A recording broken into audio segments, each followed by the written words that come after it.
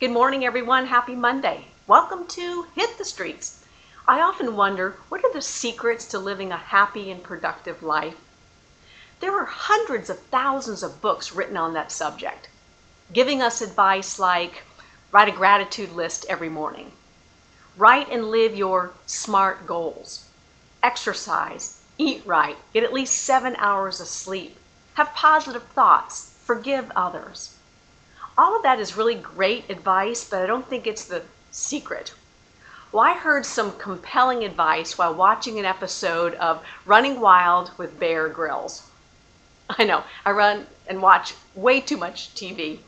Where Bear Grylls was in the wild for 48 hours with a young actor, James Marsden. This guy was fearless. And Bear made a comment to James that you seem to run towards challenges. And I love what James said next. He says, I refuse to sit in neutral, so afraid to fail that I don't do anything. I refuse to sit in neutral, so afraid to fail that I never do anything. Wow, what could change in our lives if we would shift out of neutral? I mean, bravery is really being terrified.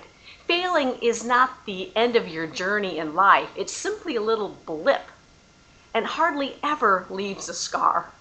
So what could happen today if you would shift past neutral, past status quo, and into your life, into being maybe even terrified? Well, first of all, I know you'd call that scary prospect and you'd convince them to have lunch with you. You'd contact that customer that you haven't seen for a while. You'd tell them you were thinking about them and ask them to send their next order to you. You'd have a conversation with your boss and you'd say, you know what, I want to be considered for that new position that just opened up. You'd reach out to that top recruit you've had your eye on. You'd convince them their life would be so much better with First American. And if you're struggling with finances or health, you would stick with it until you were successful.